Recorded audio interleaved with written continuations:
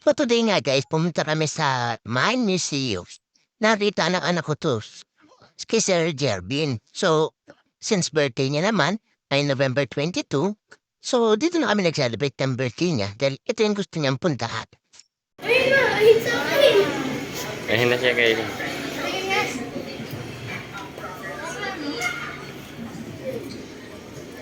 Bigay ba kasi niyo? So, pwede ka mamili guys ng kukulayan mo.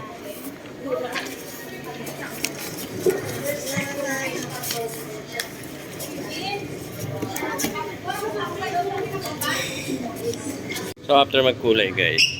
So, yeah. Insert mo siya ito. Tapos, scan na siya. Ayun. Doon. Ayun na siya guys. Lumutang isda ako. Ayun na. Gusto yan na kaninin. Yung chemical yan. Ganda namang kulay na ka. Ganda ng kulay na sa'yo ba? Pisang ano yun. Parang kinalawang na jellyfish ha. Ayan.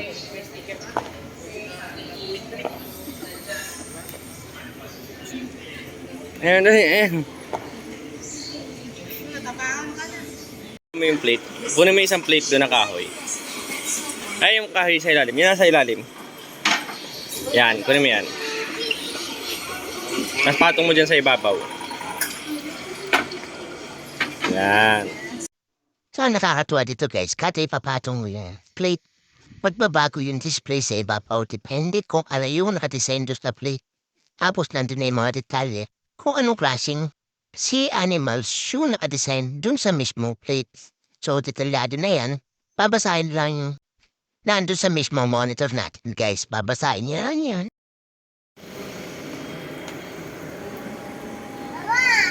Patanggalin mo to. Pwede ba siyang tanggalin na? Tapos yan. Tama. Oh, balik mo, dali. Oh, galing.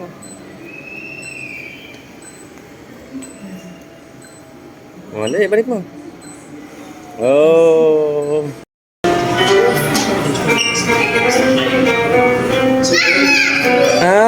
Ito naman guys, sa para siyang piano. Medyo nag-loading ako dun na. Tit ko na na-realize na hagdan na piano to ah.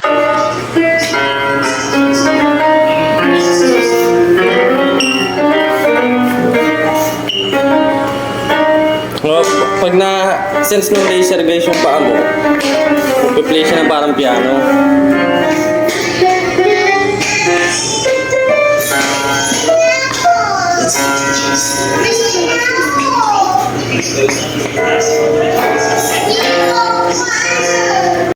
Paano kaya guys kung ganito yung hagdanan nyo?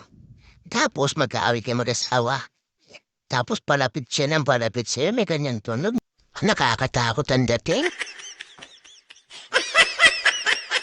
So dito naman guys, lalapag may malaking pogue sa screen na to, bibigyan siya lahat ng detalye at kung anong mangyayari pag pinaghalo ng dalawa. So ngayon yung water, pag hinaluan natin ng heat, ano kalalabasan? Evaporation.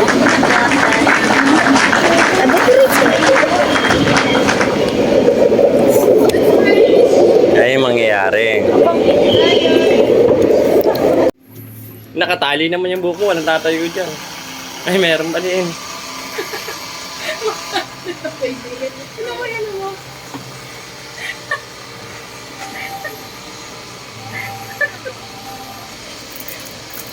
Ano, tumaas yung buko. Ito namang crystal ball na to guys, pag humawa ka sa kanya, tatayo lahat ng balahibo mo sa katawan. Ultimo yung nasa braso, basta na may balahibo kaysa. Kung di ako nagkakamali, static electricity yan. Itinuro sa amin sa matyata yan. Napanood ko rin ito dun sa isa sa mga part ng palabas ni Mr. Bean.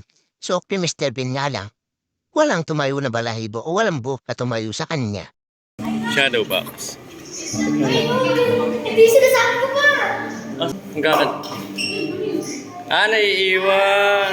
Yan yung sinasabi ko. Sige, game. Isa pa. Countdown na. Pag dating ng 1 talon. Tingnan niyo, pagdating ng 1, bigay ka lang na. Pagdating ng 1.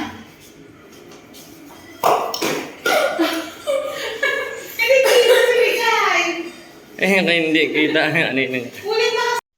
So dito nga guys, sure ako, hindi allowed yung mga pet, lalo na yung aso guys dito sa loob. Dahil sa laki ng buto ng T-Rex na ito baka mapagtripan nila. So may hagdanan nga rito bakit guys? So para pwede mo maka-face to face yung mismong ulo ng T-Rex. Aakitin mo lang siya ng konti. So trivia lang tayo guys. Saan ba ang lugar sa Pilipinas ang bawal ang mga buto at ngipin? Saan pa ba kundi sa Cavite? Kasi ang buto, kalaban yan, yung Cavite. Kung titignan mo, kala mo nasa ibabaw yung laruan guys. So ito, wala talaga sa ibabaw guys, wala. Ayun siya sa ilalim. Pero pag nilayo mo, galing. Galing na guys. Akala mo nasa ibabaw lang yung laruan. Pag nawakan mo, wala.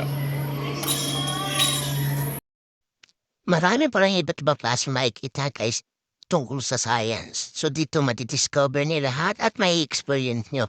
So punta na lang kayo guys. Dito sa Mind Museum sa Makati sa may PTC. Thanks for watching guys. Salamat!